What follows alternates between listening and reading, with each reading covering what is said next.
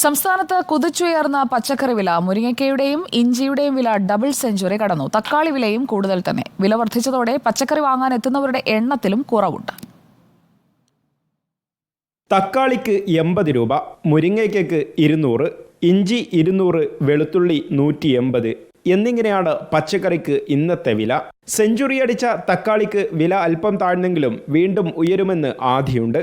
സവാള വില 45ലേക്ക് ഉയർന്നത് ആശങ്കയുണ്ടാക്കുന്നു. കേരളത്തിൽ ഒരുപാട് മാർക്കറ്റുകളുണ്ട്. ഈ തമിഴ്നാട്, മൈസൂർ അങ്ങനെയുള്ള സ്ഥലങ്ങളിൽ നിന്നാണ് ഈ വെജിറ്റബിൾസ് ഇവിടെ വന്നുകൊണ്ടിരിക്കുന്നത്. അവിടെ സാധനം കുറവുണ്ട്. നിസ്സാരമായിട്ട് ഇപ്പോൾ മേടിച്ചപ്പോൾ തന്നെ ബഡ്ജറ്റിൽ 100-200 കിലോ ഒതുങ്ങുന്നില്ല. നിസ്സാരമായിട്ട് 3-4 കൂട്ടം മേടിച്ചുള്ളൂ. തമിഴ്നാട്ടിലെ മാർക്കറ്റുകളിലും താരതമ്യേന വില കൂടുതലാണ്. അപ്രതീക്ഷിതമായി കാലാവസ്ഥയിലുണ്ടായ മാറ്റം കൃഷിയെ ബാധിച്ചു.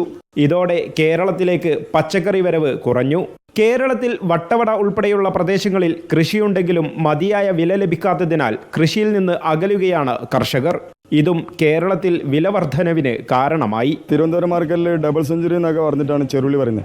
എന്നാൽ ഇവിടെ 65 രൂപ ഉള്ളൂ. അത്രത്തോളം ഡിഫറൻസിലാണ് വില പറയുന്നത്. പൊതുവെ വിപണിയിൽ വില കൂടാൻ കാരണം കർണാടകയിൽ ആണ് ആളുകളൊക്കെ മൊത്തത്തിൽ കയറുന്നത്. അതായത് തമിഴ്നാട്ടിൽ കൃഷിക്ക് എന്താകുന്നില്ല, ആളുകളെ കിട്ടാനില്ല.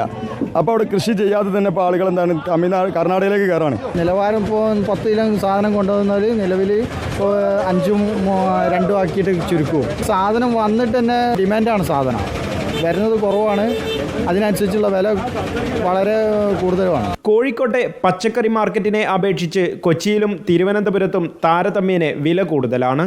ഓരോ പച്ചക്കറിക്കും 10 മുതൽ 40 രൂപ വരെ കൂടുതലുണ്ട്. കർണാടക, തമിഴ്നാട് എന്നിവിടങ്ങളിൽ നിന്ന് ഇവിടേക്ക് പച്ചക്കറി എത്തിക്കാനുള്ള യാത്രാ ചെലവ് ഉൾപ്പെടെയുണ്ടാകുമ്പോഴാണ് വില കൂടുന്നതിന് കാരണം. വിവിധ ബ്യൂറോകൾക്കൊപ്പം reporter PT Muhammad Jaseem, in reporter, Kochi.